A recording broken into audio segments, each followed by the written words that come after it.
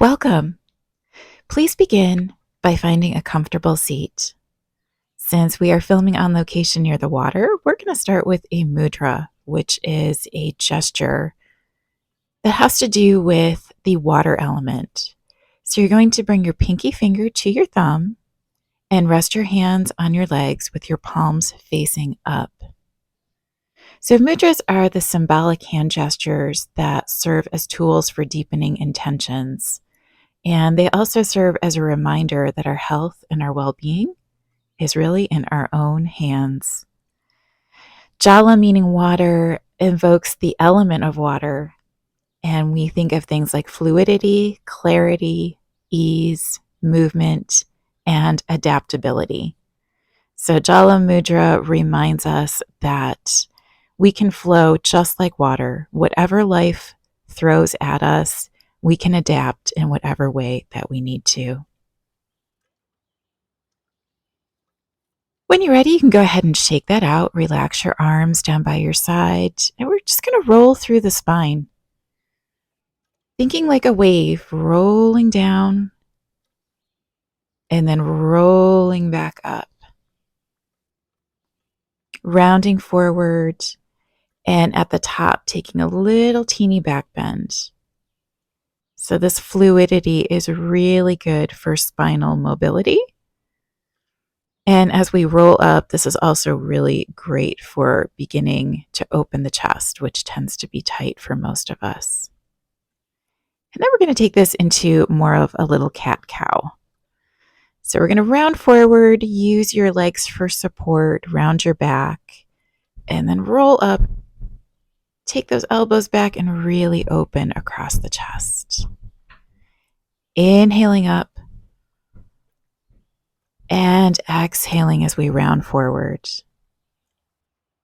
Inhaling, using that inhale to really take that stretch into the chest a little deeper, and then exhale, creating space, rounding the back.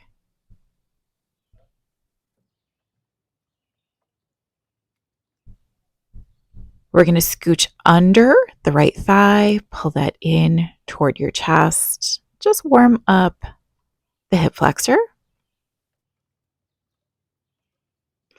And then take that leg around in a circle. So we're going to warm up that hip a little bit more. We're going to go a few times in one direction, and then we're going to go the opposite way.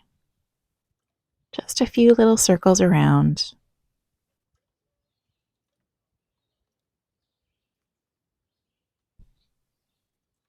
And then gently set that leg down. Let's do the same thing on the other side. Scoop under your left thigh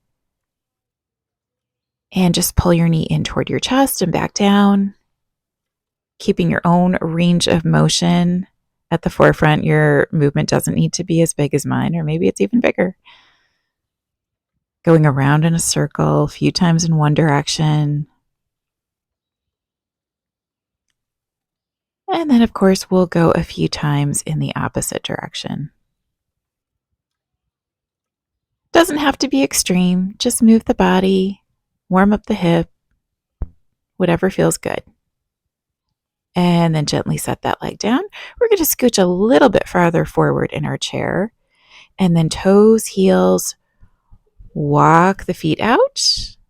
And then walk the feet back together. So we warm up the ankles and we also open up the hips a little bit more. And we're going to stay in that nice wide stance here for a little bit. Take a breath in, roll the arms out, and then round forward. So kind of a wide-legged version of our cat-cow here, but really taking a big chest opener as we inhale up, lift the head, look up toward the ceiling, and then round forward. Breathe in, stretch out those arms, look up, open across your chest, and then exhale.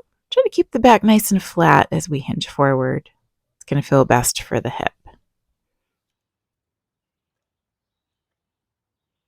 And then add a little twist onto this.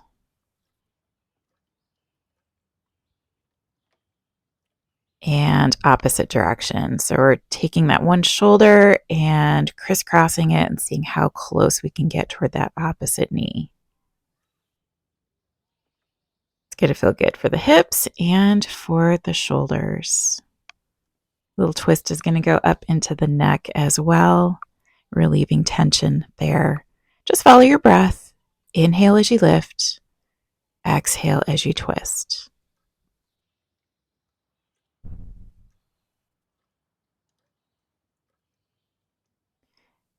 And then we're going to reach across just like you were clearing off your table. Reach across the body and make a big circle. Cross and circle. Cross and circle. Each time we do this, we might be able to make that movement a little bit bigger. Back starts to warm up. Shoulders start to move a little more freely. And then we're going to do that with both arms, like you're stirring a pot.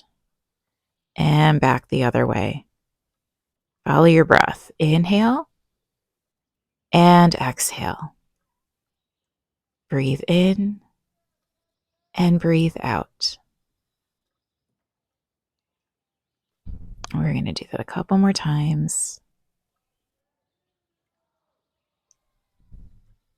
And if we move with intention, that feels really good on the back shoulders.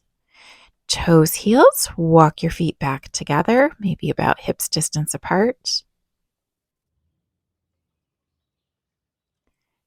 And then we're going to scoop under that right thigh again and lengthen that leg out. Okay, and again, your leg might not be getting perfectly straight. So if the hamstrings are tight, you might still have a little bend in the knee. That's perfectly okay. You just want to come up far enough that you feel some length come into the back of the leg. And then we're going to circle and warm up the ankle. Twisting in and out. And then same thing on the other side. Scoop under the thigh and just lengthen the leg out for a little stretch. Out and in. And remember, it's okay if there's still a bend in your knee. Circle the ankle. And then go the opposite direction.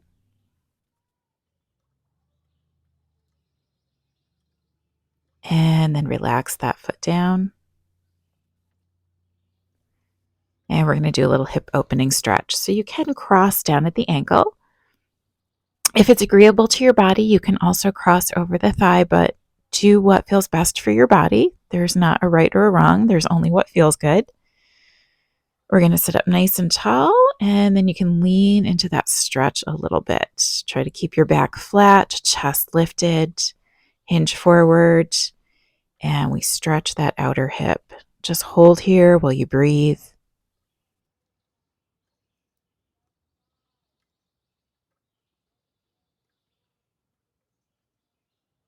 Hips tend to be really, really tight, so we like to hold this stretch a little longer than some of our other stretches if we're able to. If at any time it becomes painful or severely uncomfortable, you can ease back or just come right out of that stretch. And let's do the same on the other side, crossing either down at the ankle or over the opposite thigh. Take a breath in. And then with a nice flat back, lean into that stretch. Again, keep your chest lifted. And just hold here, breathe through it.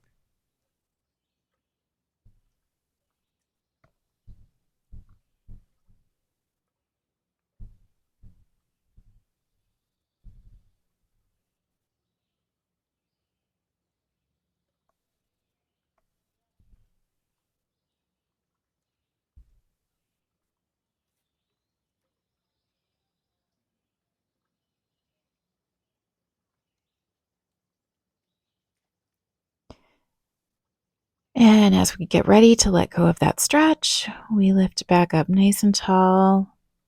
The shoulders come back up over the hips.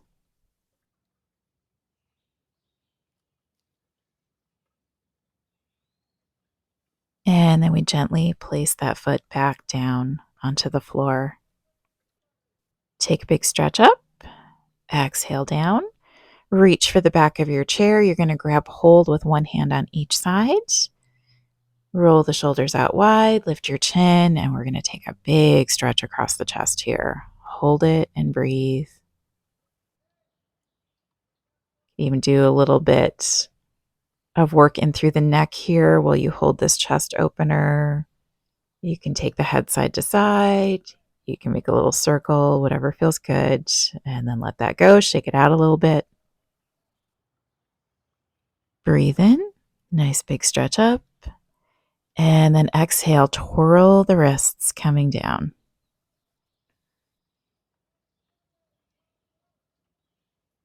Inhale up.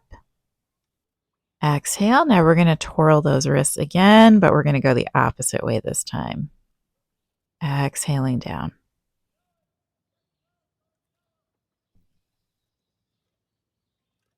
And we're coming back to our mudra, Jala mudra, taking the little pinky finger, touching it to the thumb. The little pinky finger stands for the water element. The thumb stands for the fire element. So when we bring those two together, we're activating the water element. And we're just going to hold here and relax for a little mindful moment as we wrap up this practice today. Again, reflecting on that element of water, thinking of all the things it stands for symbolically in our own life: fluidity, clarity, ease, movement, and adaptability. On a large scale, we have to adapt when life hands us lessons. We might not know what tomorrow's going to bring, or we might be faced with venturing down a path that we weren't prepared for. So just like water, we need to be able to flow. Thank you for joining me for this practice. Have a great day. Namaste.